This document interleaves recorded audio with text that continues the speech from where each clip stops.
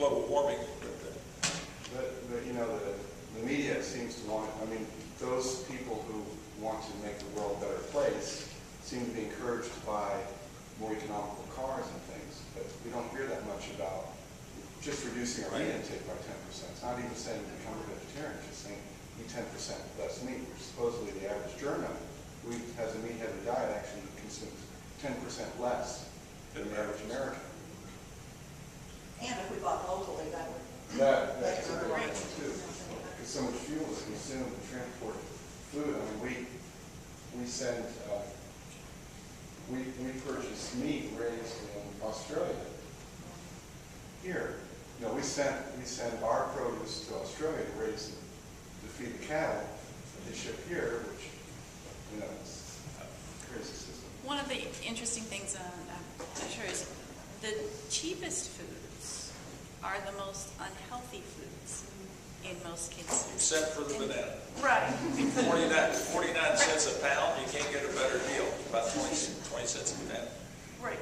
But it's not got the convenience factor, perhaps. So I guess my point is, like, when you talk to, for instance, when I talk to food services on campuses, or if you talk to your grocer or something, the bottom line is the profit. And where do we weigh profit and health, which is the typical question, but maybe the larger question is having a triad of profit, health, and the future sustainability of our resources. And, you know, looking at this book, there's just a wide variety of takes on that. And I think it makes you look back maybe at your value system to kind of reevaluate where you are on that, and then to what point can you have an impact? And how will you take that action? I mean, will you, lobby for certain things, vote for certain things, start a grassroots movement? The locavore movement is certainly growing. We have more community and urban gardens now that people are buying into. But ultimately, we still have the big corporate machine out here, and we have to affect that in some way. Relative to what you're saying, Kim, if you want to watch some very informative DVDs, I recommend Food Inc. And also Ingredients, and Ingredients is with the word greed in the middle. And there you can just get a lot of information about what's going on in corporate America and with food. And then secondly, in one of these DVDs, I don't remember which one, it points out how the lower socioeconomic classes in this country are so affected by the high price of vegetables and fruits. They can go to McDonald's or Burger King, and for $1 they can get a lot of times a Big Mac, and then another $1 you can supersize it. And so it shows this family going to the drive-through, and for $5 or $10 they feed their family of 5 dinner, and the mother says for $10 I couldn't get everybody an apple and a banana in the grocery and they feel store, full. or some, and they'd still be hungry, but now they're really full. So there's really something wrong going on here.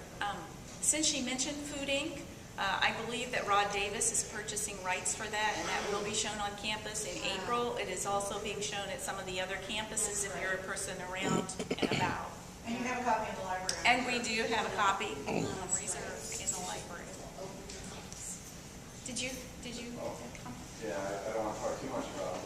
It's a big subject, but like the hamburgers, there's a lot of hidden costs that we're not told about.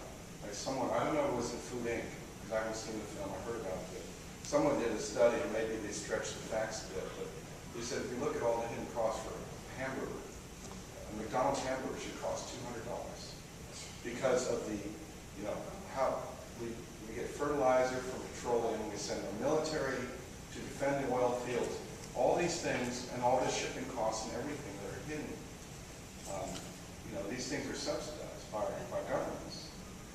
And if we were truly pricing those products, they probably would more correctly reflect their value to society. I haven't read too much of the book. I've just been skimming it. But one thing I noticed Barbara Kingsolver seems to value is food preparation in general and spending the time with family to prepare a meal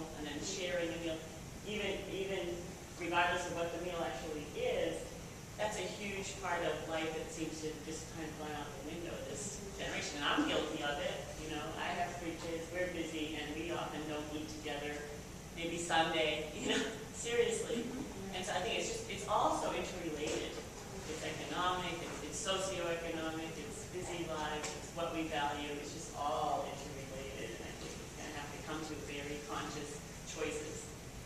You know, it seems like we've hit this breaking point where it's just has to be reeled in some way to change things around. And my other thing that I've noticed is her seasonal eating. And I grew up in Maine, and it was all about that. I mean, we just ate squash in the, you know, fall, and we might get a tomato in the summer. You just sort of, the colors change according to the colors of the vegetables.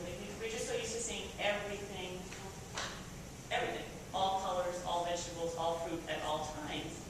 Now that we don't think about eating a blueberry in February, whereas growing up we would be waiting for that to ripen, you know, that particular fruit.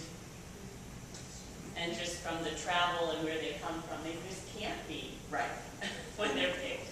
I mean, she brings out a lot of those kinds of things and just made me think. She does, and there are multiple books. Michael Pollan has written several.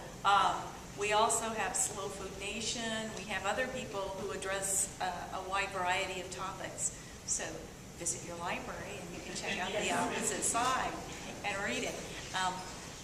I know that some of you may have to leave. Does anybody have any other comments or questions they'd like to ask?